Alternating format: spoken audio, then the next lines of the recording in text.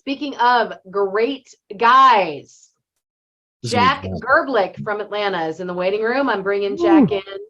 Here we go. He is yet another FSHD rock star. Jack, he's awesome. He wears many hats with the FSHD Society, from board member to chapter leader to board of directors, part of the community development committee, director of the Atlanta chapter. He's active in the walk and roll with his daughter. Oh my goodness. And he's a super great guy. So Jack, we see you. We know you're in. You need to unmute and turn on your video. If we can get him in here, he's going to be well worth the wait, because he's yet another just awesome. Hey, we got time. It's fine. You know, this is not a quick event. We're good, right? You and I know how to keep things rolling. Yeah, there he is. Hey, Jack, guys. Do my eyes deceive me? Did you shave your mustache? Wow. I did. I got tired of it. Really? It was so awesome. Huh. Okay. Well, there goes the Tom Selleck look. Exactly. Wow. You are awesome with or without the mustache. That's true. I'm going to be anxiously awaiting its fabulous return. Well, thank you, Lee. You always know the right thing to say. Renee says I look 10 years younger, so I'm going with that. You do look like you got a little fresh little face now. Yeah. Exactly. This is true. Exactly. This is true. Wow. All right. Well, I'm not the one you came to talk to. Tim and Jack, the two fabulous gentlemen. I'm going to let you guys chat, and I'll go get our next guest in the waiting room.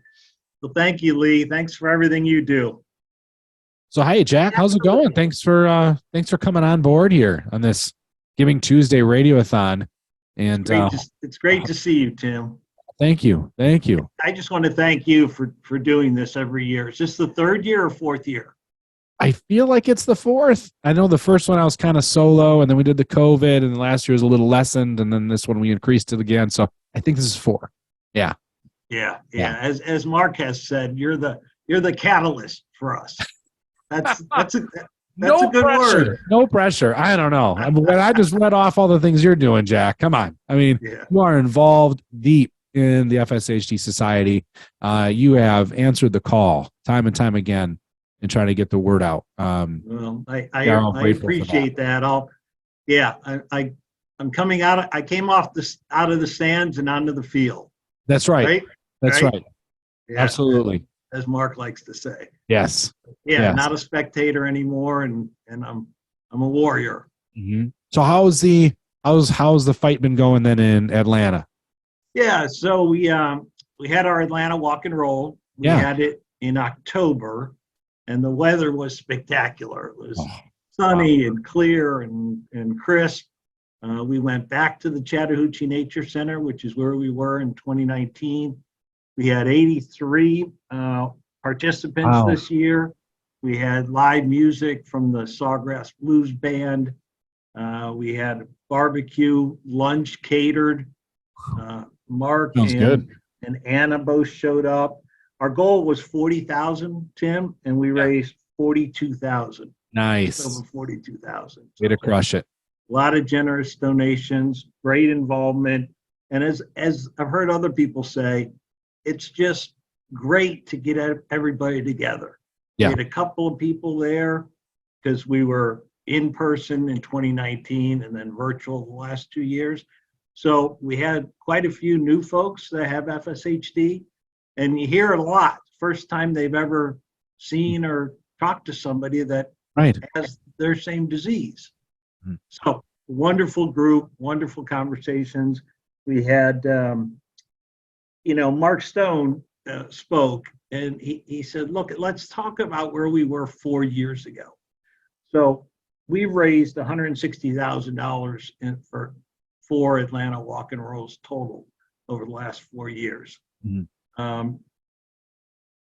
So 4 years ago, we had 7 pharmaceutical companies and no planned clinical trials. Here, 4 years later, 22 pharmaceutical companies involved, 1 clinical trial that should go to phase 3, and as we know, 2 in the pipeline to start clinical trials next year. I mean, just in 4 years. So great to hear that. I think that's, as I've heard from quite a few people today, it's exciting. You know, we're on the edge of finding some good therapies. So it is it is exciting, and we've definitely themed this day, giving what you can, time, treasure, your talent. Did you have you partaked in any of the trials in your journey, of any trials or studies, Jack? I know I've done some, but not drug trials, but I've done studies. And if so, what's been your experience? I'm actually up here in Richmond, Virginia. Yeah. I have my visit at VCU on Thursday. Tomorrow, I'm going to spend the day with my dad. He lives up in Washington, D.C. But next week will be 2 years from my mom's passing, and she had FSHD.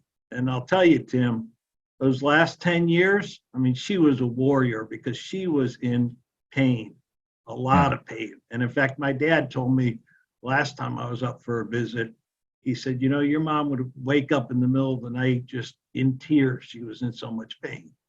So I heard Max talk about his mom, but I'm glad I'm involved because we don't want to have any patients or their families going through what my mom went through in her last 10 years. Right. So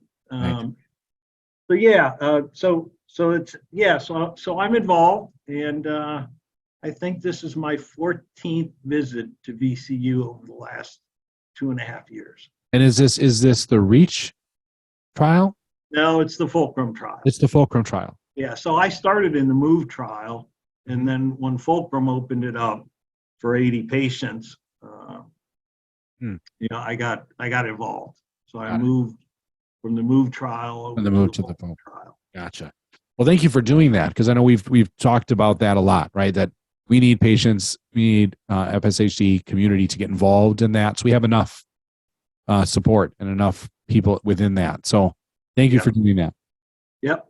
So the one other story I wanted to share with you, in our walk and roll, I had Meredith Madry get up and speak. Some people know Meredith. She did a great job back in 2019, just talking about, her watching her father with FSHD. But this year she talked about the difficulties from a mental aspect of dealing with this disease every day. And I think you and I know there's been some FSHD patients that have committed suicide. So we can't dismiss or forget about the mental anguish that some of these patients go through that have FSHD. Yeah. So she brought that to light, which I thought was that's excellent, pretty powerful. Mm-hmm. And what was the response then from that when she brought it up, within the group? Yeah, just whenever she speaks, she's wonderful, and there's always a lot of puddling going on. So but she's doing it well. Yes. Yeah, she does a great job. The other story I wanted to share with you was we had 5 volunteers from the Rotary Club at the walk to help us with logistics and registration. They were great. So after the walk was winding down, one of the volunteers came up to me and she said, "Wow, this is a great event. And I know you guys, it's great and exciting to hear about how close you are to finding some therapies." And then she started to cry. So before I could say anything, she said, "My son was born with cystic fibrosis." And I had just finished reading the book called Breath from Salt. And it talks about the Cystic Fibrosis Foundation and all of their struggles and how they formed the foundation over 50 years ago, and their struggles with fundraising and investing in research and trying to engage pharmaceutical companies. A lot of what we're doing. We're doing, yeah. And so she said, if it wasn't for and so there's some great therapies now that the FDA has approved for cystic fibrosis. So instead of a 5 or 10 year life expectancy, now a lot of these patients are living to a full life expectancy. Wow. So she said, if it wasn't for the Cystic Fibrosis Foundation, my son would not be alive today. Wow. And so he's taking one of the FDA approved drugs. He's living a normal life. And she couldn't be more thankful. Yeah. So I got to thinking about, let's think about the 32 years that the FSHD Society's been around. I mean, all of the thousands, if not 10 thousands of volunteers giving time, talent, treasure, a lot of them all three of those things, right? Yeah. Over the 32 years. And you think about Dan Perez, started the FSHD Society. I mean, he testified in front of Congress over 40 times. So to try and get funding for FSHD research, getting us rare disease classification, which is huge. Yes. So these pharmaceutical companies get a 7-year exclusivity, right? Because we are classified as a rare disease. Mm-hmm. So we can't forget about the work and the infrastructure, so to speak, that's been built over the last 32 years and all of the efforts that individuals have put into it. Well said. Well said. In order to do that and to keep it going, funding needs to happen. It just has to fuel it. And, people give what they can, and we know it. And there's sometimes that hesitation. Well, when I give, where's it really going? Is it really making a difference? And I've heard, that challenging statement in the past, and I always say, FSHD Society has so many accreditations of being a top nonprofit. Right. I think that speaks volumes. And that's all I usually have to say, and then there's outlying voices that seem to kind of want to push into the negativity realm and make it seem like, well, why is there paid staff? And why is there this or that? And it feels like sometimes I have to defend what is being done or the good that's being done. And when that defense mechanism starts coming, then it becomes, why do we have to justify that? It is going to something good. I guess, what is your take on that? Those that are either in doubt or just wonder, where are the funds going? In your opinion, do you feel comforted knowing the direction of your donation and where it's going? Yeah, being on the board for the last 2 years, I mean, there's 19 board members. There's an awful lot of dedication on the board. There's an awful lot of smart people on the board, and we are good stewards of the funds and the donations. And that's evident, more evident than it's for me, being on the board for the last 2 years. Mm-hmm. So I think people need to feel confident and that their donations are being, we appreciate them, and we are being good stewards of the funds. Of the funds. Making sure they go to the right place. A lot of discussion up at board meetings. We've got multiple areas that we can invest. How do we invest? What research do we invest in? A lot of discussion, a lot of effort put into making sure that the funds are being properly used for the biggest return. Right. Well said. I was glad that you could say that. I knew I was asking one of the right people today. Exactly. Question. So then, what's your hope then, Dak, and for 2023? Right, we're turning the calendar over. We're in the last quarter now, but as we walk into the next year, what are you hoping for? Well, these two more clinical trials start up, which would be fabulous, and they are a different approach than the small molecule approach that Fulcrum's using. So that's exciting.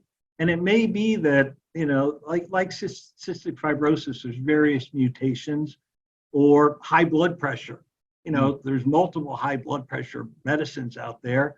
Right. Some people tolerate some medicine better than others. So it may be the same with FSHD. It may be multiple therapies.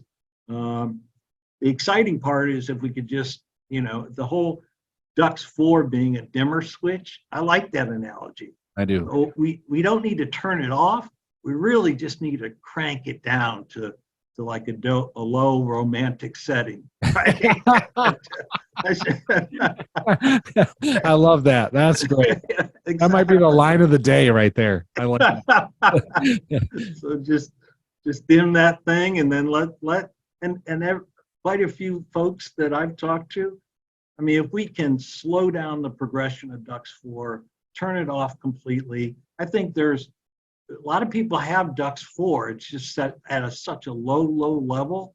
Yeah. But if we can just turn down that dimmer switch, and then I think the body will start to take over and muscles will start to strengthen on their own. Unless it's an entire muscle group that's just all fat, if there's some healthy muscles left, I think the body will heal itself. Mm-hmm. And so that's promising. That's my hope. I like it. I like it a lot. Thanks, Jack, for joining us, being part of this radiothon this year. And hopefully by next year or the year after, right, we'll be talking about more like, what treatment are you on? Those kind of conversations. Hey, have a great Christmas, Tim. You too, and to your family as well. Thank you, Jack. Well, between Renee and I, we have 8 grandkids under the age of 6. Ooh, So sounds fun. It's gonna be quite a busy Christmas at the Gerblick household. Sounds phenomenal. Great. Always All great right. to see you, Jack. Thank you so too. much. Thanks, Jack. Lee. Thanks. Well, I miss the mustache, but I always love Jack. He's got a good voice too. He's got a great voice. He's just got a good great attention. demeanor, positive Yes. attitude, wicked smart. Yeah. So thankful that Yeah. he's on our board. He always brings a lot of really, rich ideas and intelligent thought to our discussions at the board meetings. And so he's just yet another, just treasure to have in our community that's active and engaged and doing his part in every which way that he can. I have some exciting news. You do. We've jumped up to over 16,630 What? from all sources. Yes, we just got in a big What? donation.